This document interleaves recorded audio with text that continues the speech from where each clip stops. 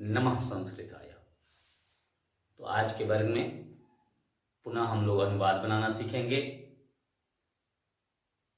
गत वर्ग में हम लोगों ने देखा है कि कारक के चिन्ह, विभक्ति और वचन को जोड़ करके हम लोगों ने अनुवाद बनाया था। आज उसी कारक और विभक्ति चिन्हों के माध्यम से हम लोग वचनांत अनुवाद बनाने का प्रयास करेंगे, यानी एक वचन से अनुवाद, द्विवचन से और बहुवचन से। तो पहले हम लोग एक वचन से बनने वाले अनुवाद विभक्ति के साथ जो है उसको देखते हैं, फिर द्विवचन और अंत में बहुवचन के विषय में हम लोग बनाना सीखेंगे। एक वचन के अनुवाद कैसे बनते हैं विभक्ति के साथ उसको देखना होगा। राम ने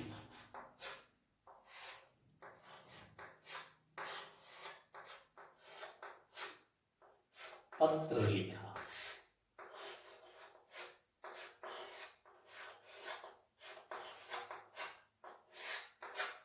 अब देखना है ने चिन्ह जो है यह कर्ता कारक प्रथमा विभक्ति का है। तो प्रथमा विभक्ति में आकारांत जब हम लोगों ने शब्द रूप याद किया था, देखा था, तो शब्द रूप में क्या था?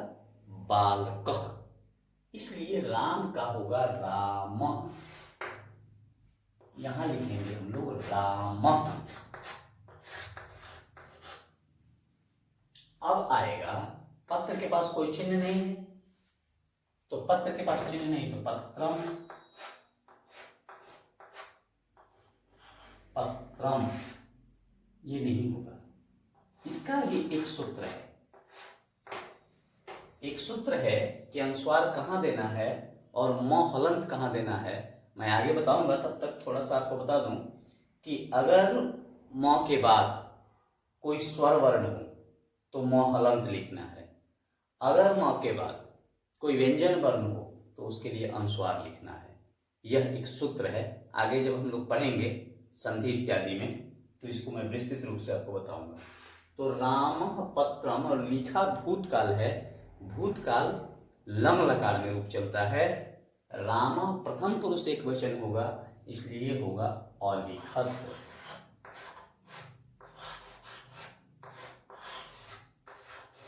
अलिखत, राम पत्रम अलिखत बन गया। मोहनः कंदुकम अखेलत या अक्रीडत। श्याम भक्तम अखादत। स पुस्तकम अपठत। इस प्रकार से यह अनुवाद बनता है।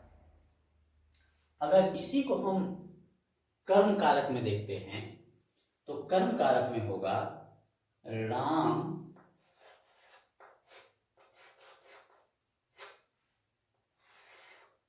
पत्र को लिखता है। पत्र को लिखता है।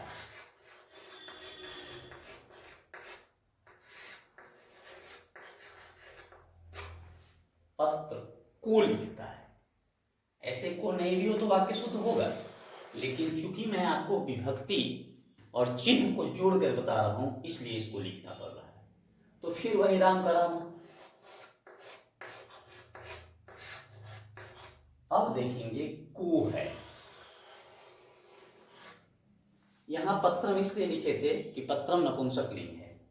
अब यहां जो लिखेंगे हम पत्र को, तो को द्वितीय एक वचन है।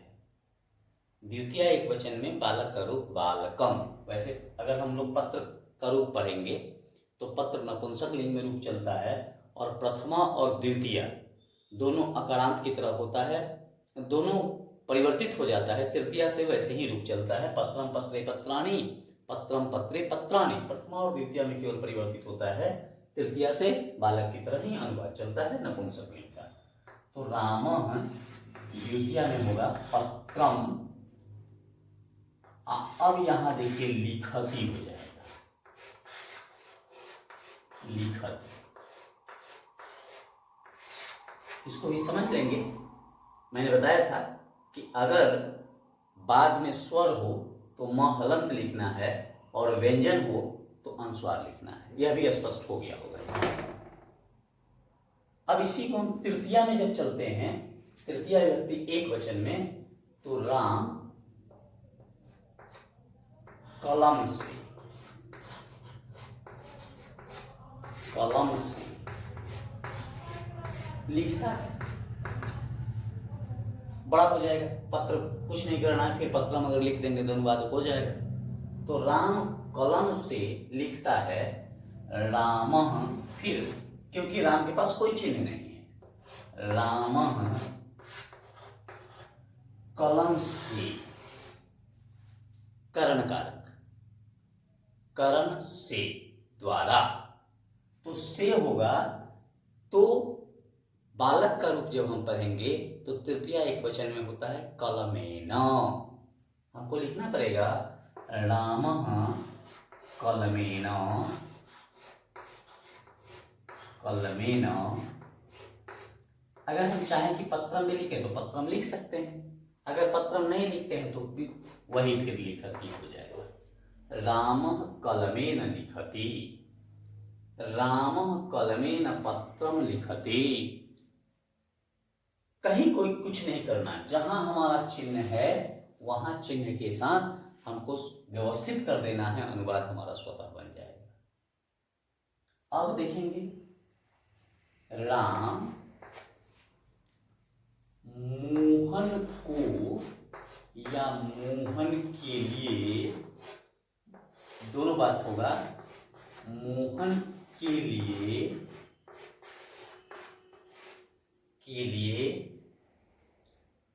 पुस्तक देता है, पुस्तक देता है।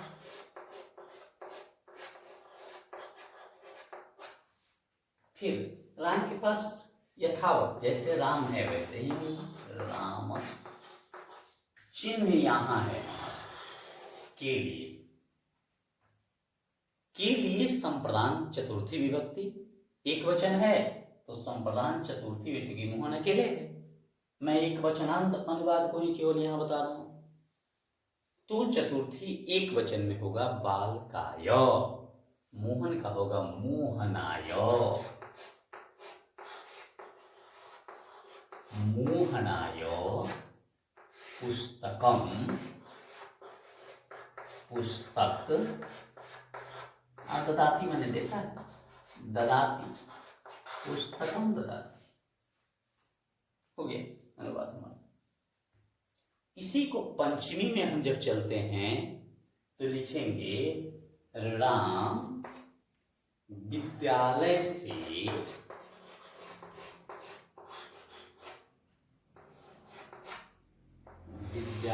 से आता है,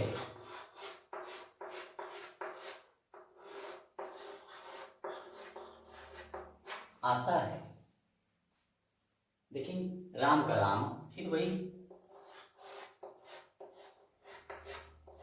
राम से। अब देखिए वो विद्यालय छोड़ के आ रहा है, विद्यालय से अलग हो रहा है, तो यहां आपादान से होगा और पंचमी विभक्ति होगी। पंचमी बालक एक वचन में हम लोग देखते हैं कि बालकात होता है, इसलिए विद्यालय का विद्यालयात होगा, विद्यालयात, विद्यालयात। गच्छति मैंने जाता है, तो आगच्छति मैंने आता है। रामः विद्यालयात् आगच्छति, राम विद्यालय से आता है। हो गया अनुवाद। षष्ठी को यहीं देखेंगे, राम का भाई मोहन है,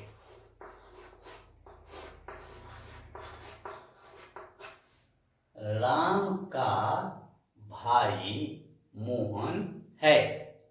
का है, का षष्ठी का चिन्ह है, संबंध का चिन्ह है। संबंध षष्ठी व्यक्ति बालकस्य होता है, इसलिए राम का रामस्य। भाई का संस्कृत होता है भ्राता। भ्राता मोहनः।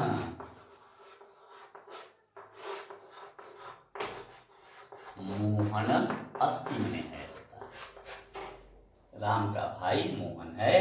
रामस्य भ्राता मोहनः अस्ति। अब आएंगे अधिकरण में। अधिकरण में आएंगे राम गांव में रहता है।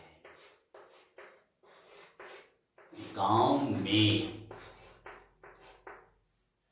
रहता है। रहता है। अब देखेंगे राम गांव में रहता है तो राम कभी राम होगा क्योंकि चिन्ह नहीं है। अब चिन्ह है हमारा में। में सप्तमी अधिकरण का चिन्ह होता है। अधिकरण में पर सप्तमी है तो सप्तमी एक वचन में बालक का होता है बालकी। तो गांव का होगा ग्राम संस्कृत होता है इसका, इसलिए होगा ग्रामे। राम ग्रामे रहता है तो निवसति, क्योंकि ये प्रथम पुरुष एक वचन ही है। निवसति ये अधिकरण कारक हो गया। अब अंतिम संबोधन में अगर देखते हैं हम लोग तो संबोधन में देंगे कि अरे राम, इसको अरे लिख दिए। अरे राम तुम पढ़ते हो। पढ़ते हो। अरे राम, हे अरे होता है, लिखेंगे हे राम। हे राम तुम का संस्कृत होगा त्वम। आप पढ़ते हो तो पठसी, चूंकि त्वम मध्यम पुरुष एक वचन में। हे राम त्वम पठसी। इस प्रकार से यह अनुवाद बन गया। देखेंगे हम लोग एक वचन के अनुवाद सभी विभक्तियों से कर्ता ने, कर्म को, कर्ण से, संप्रदान को के लिए, आपादान से, संबंध का के की, अधिकरण में पर, संबोधन है। हमने आठों से कर्ता के जितने भेद हैं सभी चिन्हों से एक वचन में अनुवाद बनाना सीखा। ऐसा करके आ सकता है राम ने पत्र लिखा, मोहन ने गेंद खेला। मैंने पूर्व में बताया राम पत्र को लिखता है, राम पत्र को लिखता है, तो भी बात वही है। इस प्रकार से बना सकते हैं, कलम से, हाथ से, चम्मच से, साइकिल से। वह साइकिल से जाता है। तो अभी चूंकि हम लोग आकारांत नहीं जानते हैं, साइकिल का संस्कृत द्विचक्रिका होता है तो द्विचक्रिकया तृतीया एक वचन। वैसे ही मोहन के लिए, भिक्षुक के लिए, दरिद्र के लिए यहाँ बन सकता है। विद्यालय से आता है, गंगा हिमालय से निकलती है, हम लोग गांव से आते हैं, वो लोग शहर से आते हैं। ऐसा करके बन जाएगा। वृक्ष से पत्ता गिरता है, वृक्ष से फल गिरता है। राम का भाई मोहन है, मोहन की बहन सीता है, बिहार की राजधानी पटना है, भारत की राजधानी नई दिल्ली है। ऐसा करके यहाँ अनुवाद बनता है। गांव में रहता है, राम गांव में रहता है। वे लोग 9वें वर्ग में पढ़ते हैं, वह 10वें वर्ग में पढ़ता है। वह शहर में रहता है, चिड़िया घोंसले में रहती है। वह वृक्ष पर रहता है, तुम छत पर बैठे हो। यह आएगा तो यहाँ सप्तमी बनेगा। अरे राम तुम पढ़ते हो, हे मोहन तुम कहाँ जाते हो। तो ऐसा करके अगर अनुवाद आए तो बड़ी सुगमता से हम लोग अनुवाद को बना सकते हैं।